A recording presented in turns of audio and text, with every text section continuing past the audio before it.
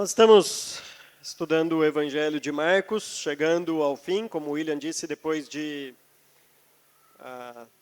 2 anos, né? Iniciamos em fevereiro do ano passado e estamos chegando nos momentos derradeiros do Evangelho de Marcos. Abram as suas Bíblias, Marcos capítulo 15.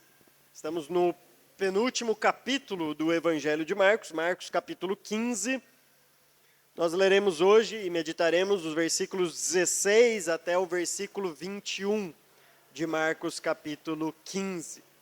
Versículos 16, obrigado, Matheus, até o 21 de Marcos capítulo 15.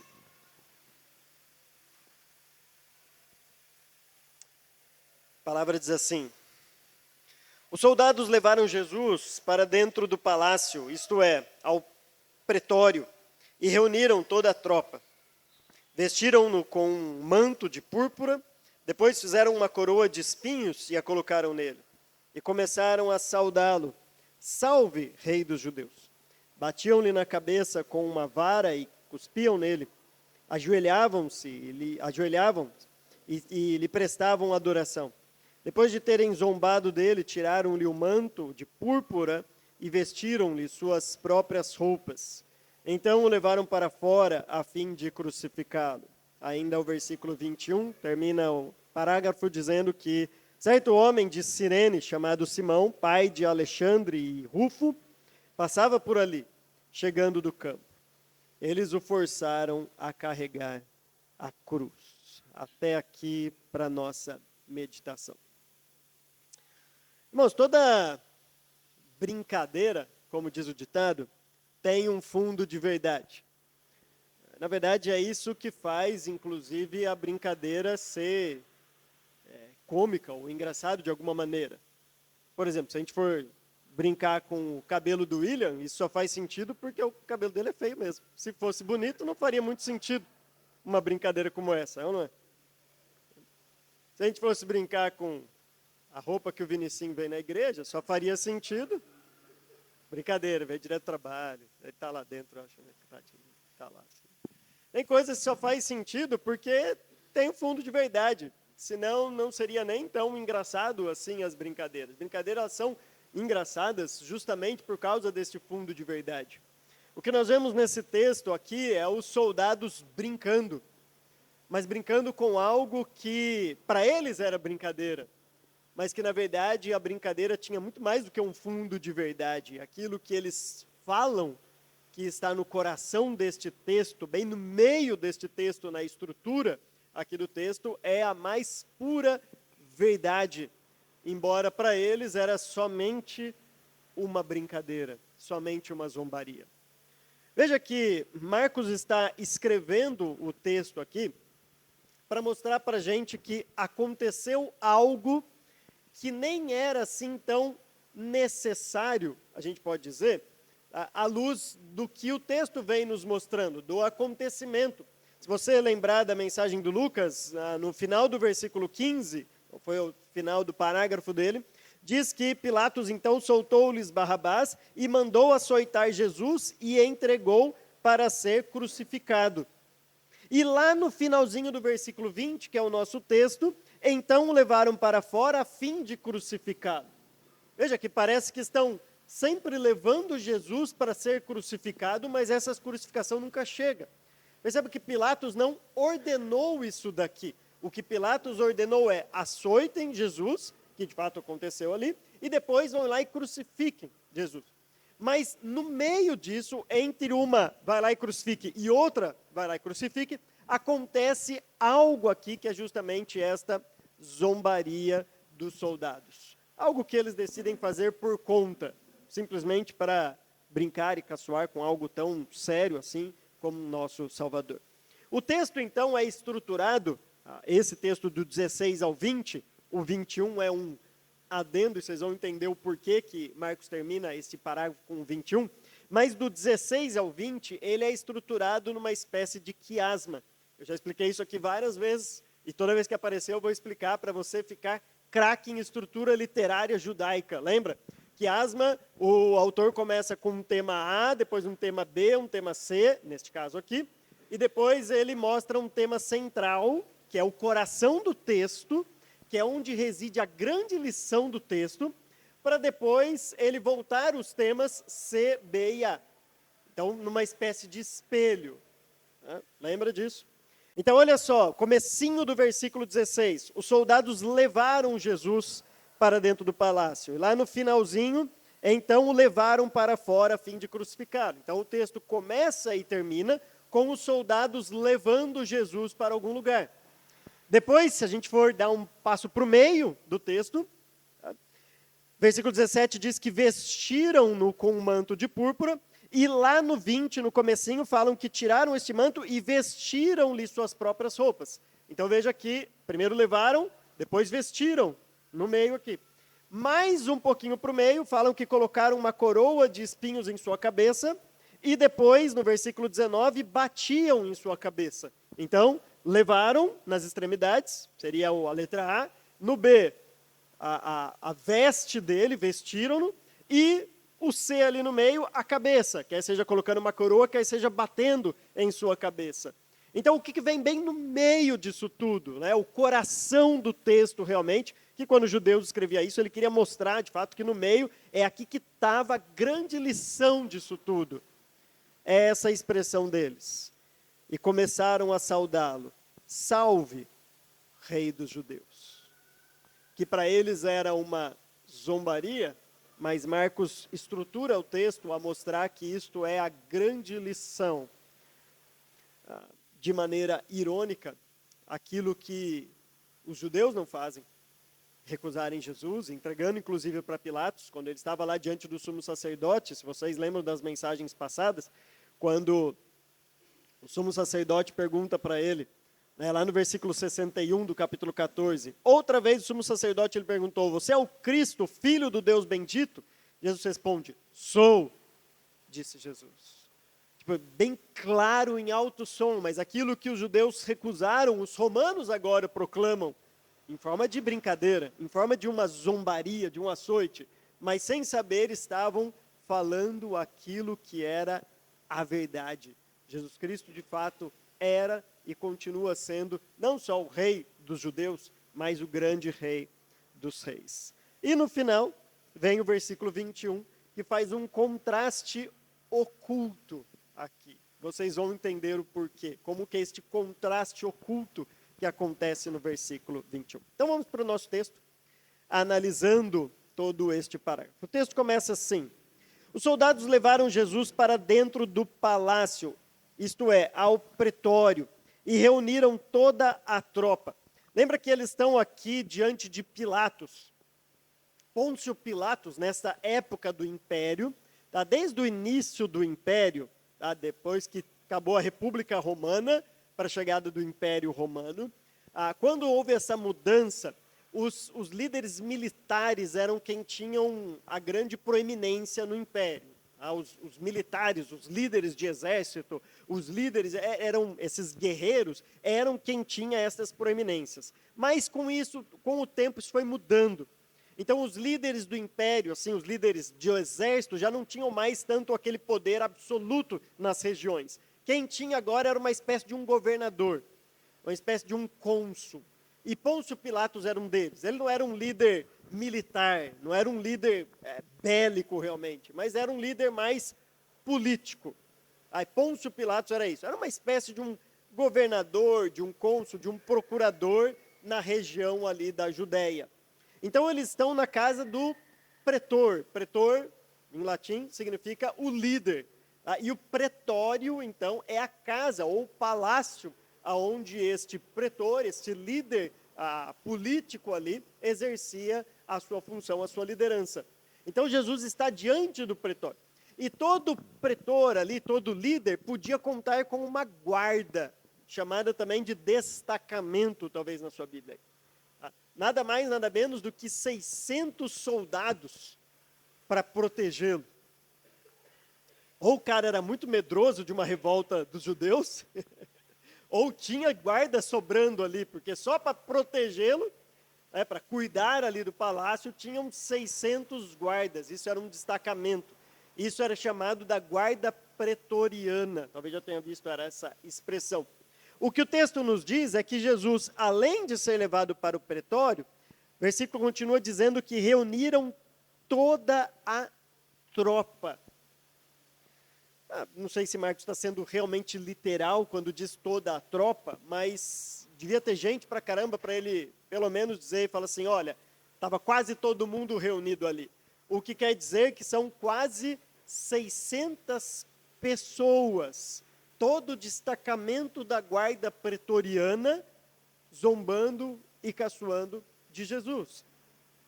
Isso vai ser relevante depois, porque o texto fala que batiam nele com uma vara. É bem provável que um por um passou diante do Jesus para fazer a vez do seu açoite. Então não imagina que foram ali 10 pessoas que pegaram uma vara e cuspiam nele e tudo. Imagina 600 pessoas.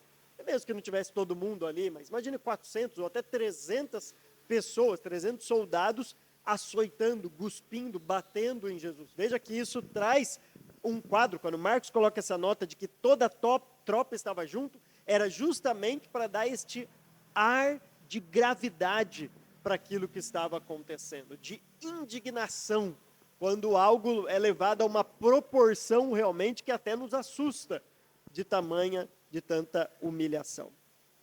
Então os soldados levam Jesus para dentro do palácio e reúnem toda essa tropa.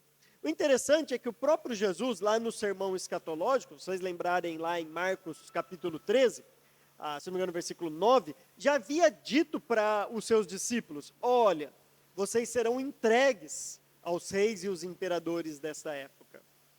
E o que está acontecendo com Jesus aqui é, de certa forma, um prenúncio ou uma precedência daquilo que iria acontecer com os discípulos, e a gente vê isso acontecendo no livro de Atos. O que nos mostra que Jesus não exige ou não nos faz passar por nada que ele antes não tenha passado. E o texto de Hebreus vai deixar muito claro, eu quero lê-lo com vocês no final da mensagem. Hebreus vai deixar muito claro isso, que Jesus passou por tudo aquilo que nós passamos. Então lá no sermão escatológico, ele anuncia para os discípulos, vocês serão entregues. Lembra que o sermão escatológico não era só para eles ali, mas era para a igreja que iria vir. Depois vocês vão ser entregues nos tribunais para serem julgados, para serem açoitados. Só que o primeiro que passa por isso não são os discípulos. O primeiro que passa por todo este processo é exatamente a pessoa de Jesus Cristo. Além disso, versículo 17, diz que vestiram-no com um manto de púrpura. Depois fizeram uma coroa de espinhos e a colocaram nele. Eu sou, ou era, né? Não sei mais, mas arquiteto, né? Antes de ter a formação de pastor, era arquiteto. E arquiteto gosta dessas coisas, cor púrpura. Você, mulher, pergunte para o marido do lado aí, para o namorado, fala assim, que cor que é púrpura? A gente gosta de terracota, sabe? Salmão, arquiteto gosta dessas coisas. As cores que assim, o que é terracota? Tipo, para mim é azul, verde, marrom, a gente quer aquelas cores normais, né? Mas púrpura é aquilo que não é nem roxo, nem vinho, nem lilás, nem... É púrpura. Tipo, está no meio de tudo isso daí, é uma cor púrpura. Mas o interessante é que era, de fato, uma das cores reais daquela época. Era uma cor considerada nobre para aquela época. Então, colocam algo nobre em Jesus, pelo menos pela cor, algum tecido que estava por ali, pode ser até alguma vestimenta dos soldados, que em alguns soldados, dependendo da importância deles, tinha a cor púrpura. Então pode ser que alguém pega a sua capa e coloca ali em Jesus, simulando aquela capa que um rei utilizava, que era, em algumas ocasiões, alguns impérios, o púrpura realmente, né, o escarlate, algumas dessas cores, que eram cores bem reais, mas somado a isso, há um objeto de pura zombaria, a coroa de espinho. Então veja que há uma junção daquilo que de fato seria a veste digna de um rei para um objeto de pura zombaria, uma coroa feita de espinhos. E essas duas junções desses materiais, algo tão nobre, uma veste de púrpura, mas também algo tão abaixo, como uma coroa de espinho, justamente mostra essa tensão no texto entre algo que é verdade, mas sendo encarado de modo como zombaria, como chacota, como uma brincadeira dos guardas. Então é a junção de algo muito nobre e real com algo muito baixo e humilhante. É o veste de púrpura junta com uma coroa de espinhos. Provavelmente alguma planta ali naquela época que houvesse espinhos suficientes para improvisarem uma coroa e colocarem na cabeça de Jesus. Alguns teólogos, inclusive, gostam de enfatizar com isso, e eu acho isso bem interessante e concordo, com o fato de que, ao receber espinhos sobre sua cabeça, é como se Jesus estivesse sofrendo as consequências ainda lá do pecado de Adão, lembrando daquilo que Adão perdeu no Éden e de toda a depravação que decorreu disso. Se você lembrar, quando Adão pecou, uma das maldições que Deus colocou para ele é que agora a terra iria produzir espinhos, que antes não tinha. Imagine você poder colher uma rosa para sua esposa sem o perigo de furar a mão. Ou o Matias não está aqui, né? O Matias gosta de comer hora pronobis, pegar lá do pé, sabe, e come, né? Faz charuto praticamente de horas pronobis, né? E gosta disso daí. Só que tem espinho. Você vai pegar lá e pode ser que você fura a mão. E é dolorido o espinho ali, né? Então imagine você fazer tudo isso sem espinhos. Das consequências do pecado de Adão é justamente o surgimento de espinhos lá em Gênesis capítulo 3 e versículo 15. Versículo 18, mais para frente. E aqui Jesus, fruto deste pecado, da consequência do pecado de Adão, recebe em sua cabeça uma coroa de espinhos. É como se ele estivesse recebendo sobre si toda a maldição causada por Adão, inclusive a maldição causada na natureza. Ele sofre com espinhos que só foi possível ter estes espinhos por causa de algo que Adão fez lá no começo. Então isso nos lembra e nos adverte e nos mostra que, na verdade, Jesus agora está começando a levar sobre si o pecado e a maldição do pecado. Claro que isso vai ser consumado na cruz, porque é na cruz, de fato, que ele leva o pecado e a maldição do pecado. Mas aqui Marcos já está dando prenúncio para a gente do que vai ser este grande evento da cruz. Jesus Cristo levando sobre si o pecado e a maldição do pecado. Lembra que Pedro está de longe acompanhando isso.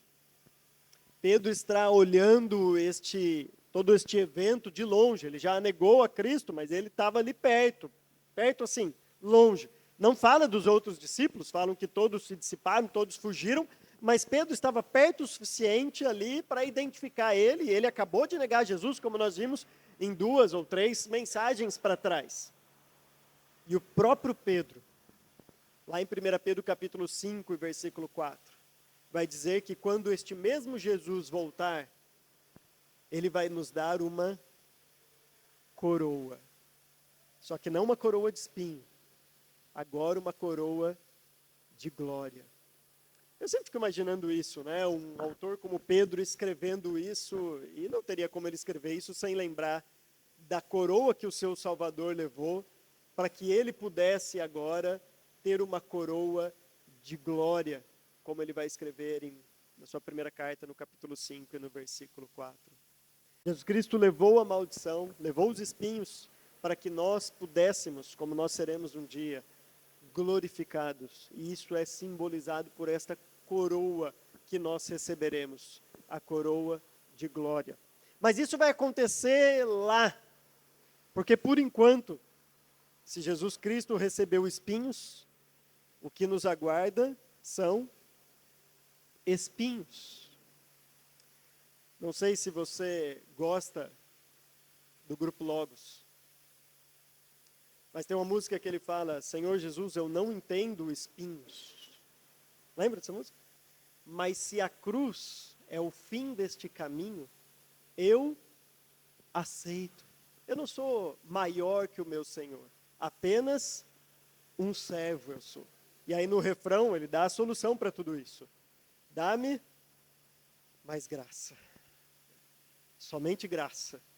para passar por tudo isso e aguentar tudo isso. Jesus tinha falado para os discípulos: vocês vão ser lançados para os tribunais, vão ser jogados, vão ser açoitados. Mas ele passa por isso antes. Mas não esqueçam, é isso que nos aguarda. Um dia virá uma coroa de glória, mas antes da glória vem espinhos. E é isso que nos aguarda também. Depois disso, versículo 18 então, começaram a saudá-lo: salve, Rei dos Judeus. Isso aqui é interessante porque mostra um certo entendimento dos guardas do que estava acontecendo ali. Veja, Jesus nunca se colocou de fato como o rei dos judeus. Ele nunca se apresentou dessa maneira do tipo, eu sou o rei dos judeus. Ele se apresentou de outras maneiras e Marcos deixa muito claro toda essa divindade de Jesus Cristo, que esse texto também vai mostrar. Mas ele nunca tinha se apresentado como o rei dos judeus. Mas, de certa forma, os guardas entenderam toda a tensão que estava acontecendo ali. Poxa, essa pessoa que está vindo aqui, o sumo sacerdote, todo mundo mais, estão falando para a gente que ele está querendo ser o rei dos judeus. E, claro, no entendimento deles, isso vai ameaçar o governo de Herodes, o governo de Pôncio Pilatos, o governo de César, no fim das contas. Então, o que eles colocam aqui como a inscrição é a verdade, mas uma verdade de forma de zombaria. Essa palavra salve é uma palavra muito importante, não só para a teologia como um todo, mas para aquela época. Os reis eram, de fato, saudados com uma expressão como essa. É a expressão caire, é assim, agraciado, seja alegre, seja feliz o rei dos judeus. É a mesma expressão, por exemplo, que Maria recebe em Lucas 1:28. Salve, agraciada. Ou, em algumas versões, alegre-te, agraciada. Então imagina Jesus com uma coroa de espinho, recebendo isso que de fato deveria ser a verdade. Alegra-te, porque o Senhor é o rei sobre toda a terra, é o rei dos judeus, mas recebendo isso de uma maneira zombeteira. Alegre-se com uma coroa de espinho na cabeça. Então aquilo que deveria ser um grande júbilo, uma expressão realmente de reconhecimento de que Jesus é, na verdade está vindo de uma maneira bem baixa. Salve, Rei dos Judeus. A humilhação continua no versículo 19. Batiam-lhe na cabeça com uma vara e cuspiam nele. Ajoelhavam-se e lhe prestavam adoração. Se até aqui a zombaria dos guardas romanos estava relacionado ao reinado de Cristo, a Cristo como rei, eles estavam simulando um rei dos judeus com uma coroa, uma veste púrpura, e lá fingindo prestar reverência a este rei. Aliás, todo rei merecia um beijo na testa. É isso que um rei recebia como honra. Jesus recebeu um beijo, mas da traição de Judas. E agora, ao invés de receber beijos, ele recebe varadas na sua cabeça. Isso é uma forma também de dizer, você é um rei, você acha que a gente vai ficar beijando sua testa? Outra coisa que te aguarda. E eles davam varadas na cabeça. Agora, não só zombavam de Jesus como rei, mas perceba que a zombaria passa também agora a ser por causa da divindade de Jesus Cristo. Quando eles então ajoelham e lhe prestam adoração, obviamente, não uma adoração verdadeira, longe de ser algo sincero que parte do coração, estão no meio de uma zombaria, mas de alguma maneira eles pré-anunciam aquilo que de fato é verdade. Eu acho interessante, parece que os guardas compreenderam, embora eles estavam zombando, mas compreenderam aquilo que os discípulos não tinham compreendido. Eles estavam zombando e adorando a Jesus em forma de zombaria. Mas vejam, estavam ajoelhados adorando. Ou seja, eles estavam adorando porque as pessoas estavam dizendo que este aqui que estava na frente era digno de adoração. É isso que Jesus está falando todo o ministério dele. Se você olhar para o Evangelho de Marcos, a divindade de Jesus é mostrada em quase todos os capítulos, na cristologia de Jesus Cristo aqui. E alguns vão dizer que não, mas Jesus Cristo nunca disse abertamente ser Deus. Mas é só olhar para o Evangelho de Marcos, e outros também, claro, e para esta reação dos romanos, porque até eles entenderam que diante de tudo que estava acontecendo até aqui, esta pessoa que estava aí, pelo menos se colocava na posição de ser adorado. Veja que eles fazem isso zombando, enquanto Paulo fala lá em Filipenses, capítulo 2, que um dia isso de fato vai acontecer. Talvez os guardas não soubessem, mas eles estão agindo aqui como profetas do que de fato vai acontecer com eles lá no futuro, quando todo joelho se dobrará e toda língua confessará que Jesus Cristo é Senhor. Imagina quando esses guardas chegarem diante de Cristo glorificado no final dos tempos, tendo que agora sim ajoelhar, se render e confessar, não de forma como zombaria, salve rei dos judeus, mas dizer, agora sim salve o rei dos judeus, ou o rei de toda a terra, mas sem mais ter possibilidade de salvação para eles. Versículo então 20 diz que depois de terem zombado dele, tiraram-lhe o manto de púrpura e vestiram-lhe suas próprias roupas. Então o levaram para fora, a fim de crucificá-lo. Veja que há uma retomada, como eu disse no final do versículo 15, dizendo que agora eles fizeram aquilo que Pilatos ordenou que fizessem. Tudo isso no meio foi por conta deles.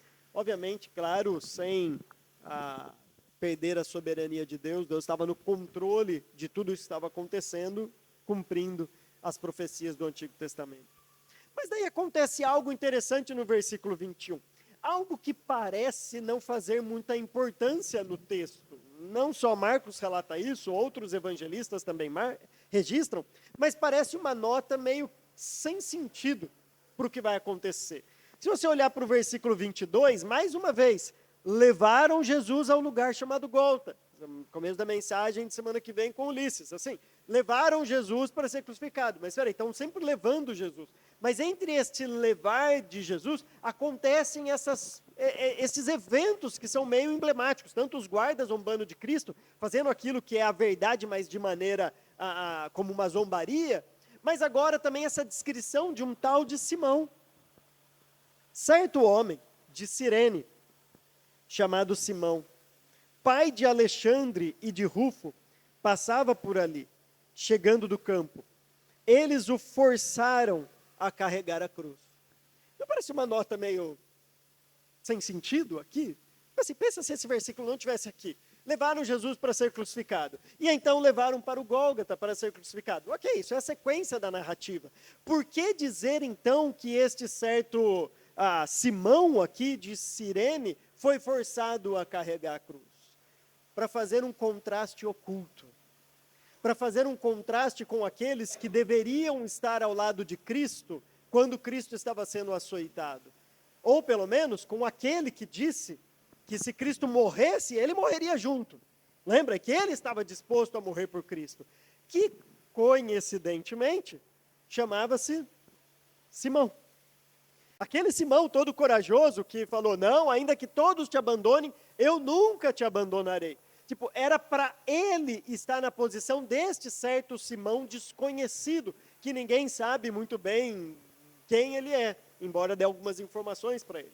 Então há vários contrastes nos textos. Primeiro, para dizer de onde ele vem. Ele vem de Cirene.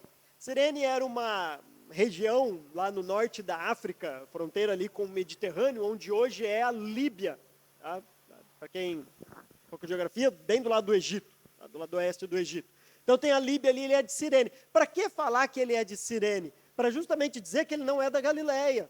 Lembra que eu já enfatizei várias vezes isso, que o Evangelho de Marcos está mostrando Jesus como um galileu, vindo da Galileia, mas quando fala sobre Pedro, que estava ajudando Marcos a escrever o seu Evangelho, fala que Pedro sempre vinha da Galileia também.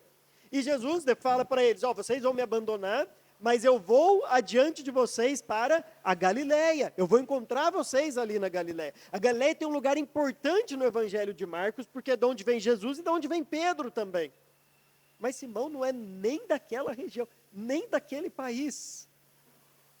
Ele era um africano que tinha ido ali provavelmente por ocasião da festa. Ele era de Cirene. Assim, ele não era da Galileia. Ele também chamava Simão, mas era um certo Simão. Não era o Simão que nós esperávamos que estivesse aqui. É um outro Simão que aparece. Veja esses contrastes que estão colocados para dizer que ele fez aquilo que o outro Simão deveria fazer.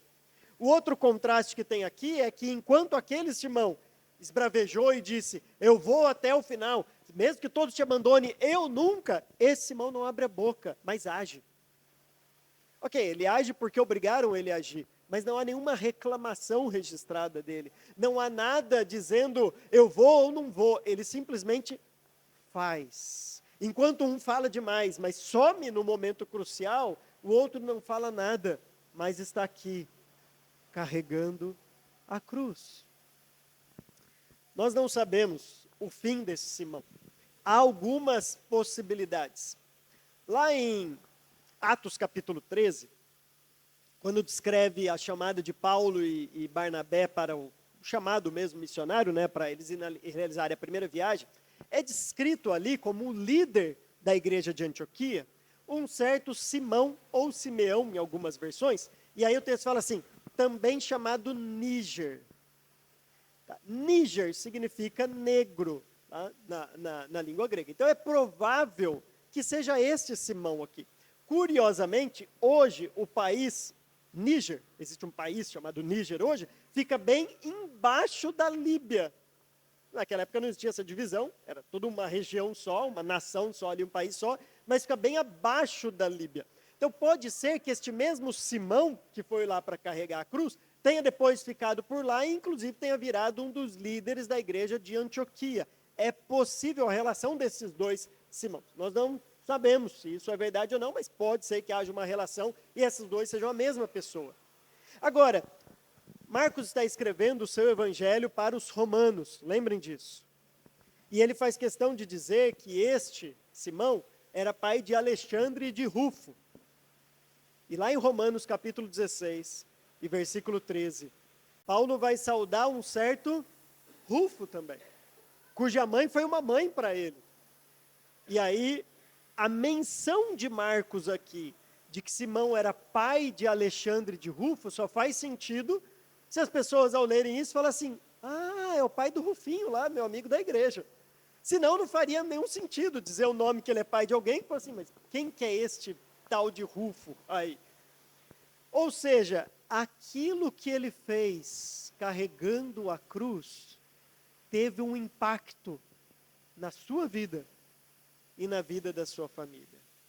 Provavelmente ele se converteu, como nós vemos em Atos, se foi realmente a mesma pessoa, mas mesmo que não tenha sido a mesma pessoa, o seu filho aparece lá na igreja de Roma agora, e a sua esposa também, né, a mãe de Rufo, como alguém prestando um grande serviço ao reino de Deus. Tudo isso porque ele estava na hora certa, no momento certo, voltando do campo, e foi obrigado por esses guardas a levarem a cruz. E por isso que ele é colocado aqui como alguém que tão importante nessa narrativa, mostrando o contraste oculto entre aquele que deveria estar presente aqui, mas não está. Deixa eu terminar com algumas lições aqui nesta mensagem para a gente. A primeira delas é, não se engane. Embora todos os verbos aqui do texto, o sujeito do verbo, quem faz a ação do verbo são os guardas, perceberam? Levaram Jesus, vestiram Jesus, bateram em Jesus. Todos os verbos possuem os guardas como sujeito.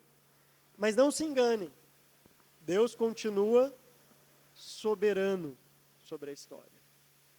Isaías 53, versículo 7, diz que ele foi levado ao matadouro. Jesus se deixa levar, justamente para cumprir as Escrituras. Como um cordeiro mudo, ele se deixou levar. Aparentemente, os guardas estão no controle da situação. Aparentemente, aqui o número de guardas é mais forte, mais poderoso do que aquele que está sendo açoitado. Mas não se engane. isso é só mera aparência. Deus continua controlando a história. Deus continua soberano. Tanto é que a história de Rufo vai mostrar que Deus usa esses guardas para obrigar alguém que estava passando ali a levar a cruz. E isso transforma a vida dessa pessoa. Interessante. Deus usar os guardas para fazer algo e transformar a vida desse tal de Simão aqui que estava passando por ali. Então Deus continua no controle da história, mesmo que os verbos não pareçam fazer sentido.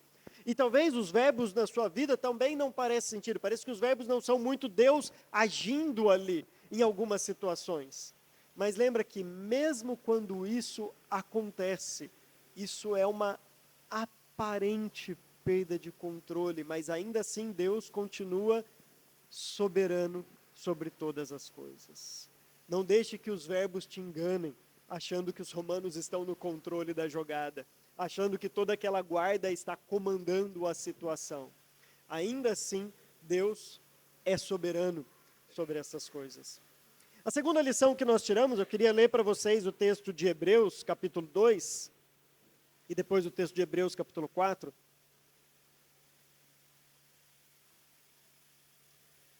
Rapidamente, Hebreus capítulo 2, versículo 14. Portanto, visto que os filhos são pessoas de carne e sangue, ele também participou desta condição humana, para que por sua morte derrotasse aquele que tem o poder da morte, isto é, o diabo, e libertasse aqueles que durante toda a vida estiveram escravizados pelo medo da morte. Pois é claro que não é a anjos que ele ajuda, mas aos descendentes de Abraão. Por essa razão, era necessário que ele se tornasse semelhante a seus irmãos em todos os aspectos, para se tornar sumo sacerdote misericordioso e fiel com relação a Deus, e fazer propiciação pelos pecados do povo. Ainda o capítulo 4 de Hebreus, no versículo 14, diz: portanto, vimos que temos um grande sumo sacerdote que adentrou aos céus, Jesus, o Filho de Deus.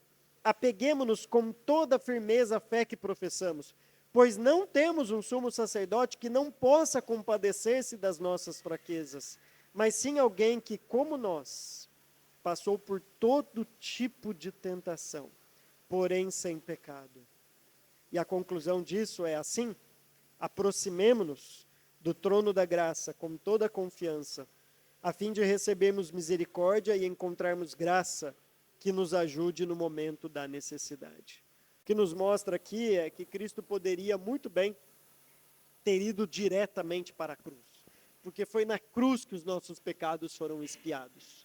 Mas ao invés disso, ele decide passar por zombaria, por açoites, por brincadeiras de guardas romanos. Talvez você nunca tenha levado uma cusparada na cara por ser cristão, como Jesus Cristo levou aqui. Talvez você nunca tenha literalmente levado uma varada, uma açoitada na cabeça, como Jesus Cristo levou aqui. Talvez nunca tenham colocado uma coroa de espinhos. Mas eu sei que muitas vezes o fato de sermos cristãos significa que provações virão. Significa que zombarias acontecerão. Significa que risadas, perdas de amigos, significa que você vai ser excluído de algum certo grupo. Isso vai acontecer. Quando isso acontecer, lembre, Jesus Cristo passou por todo tipo de provação, como eu e você, para que pudéssemos então chegar diante dele nesses momentos de dificuldade. Faça isso. Eu me lembro, um dos momentos que antecederam a minha conversão foi quando eu cheguei diante de Deus, chorando realmente, cansado de alguns tipos de zombaria pelo fato de eu ir na igreja. Eu nem era crente ainda, mas eu ia na igreja. Minha mãe me levava, era novo, eu converti com 11 anos. E só pelo fato de eu ir na igreja, mesmo sem ser crente, eu achava que era porque eu estava indo na igreja, mas a gente entende o evangelho. Era justamente aqueles momentos de assim, até quando isso vai? Coitado, eu tinha 10 para 11 anos, mal sabia o que ia passar na faculdade depois. Coisas piores iam vir. Mas isso foi um grande preparo, porque, por incrível que pareça, depois daquela oração, depois de me derramar diante de Deus, algumas coisas melhoraram e outras não, mas Deus foi dando força para aguentar isso e me preparou para tudo que ia vir depois. Se aproxime do trono de graça, porque Cristo sabe o que você está passando. Cristo sabe as suas lutas. Cristo sabe os seus dilemas. Cristo sabe por tudo aquilo que nós passamos, porque Ele passou por tudo isso. E sem pecado. Se aproxime do trono da graça, se derrame diante dEle, de fato. Ele está pronto para nos socorrer como esse sumo sacerdote misericordioso. Terceira aplicação para a gente aqui, caminhando para o final.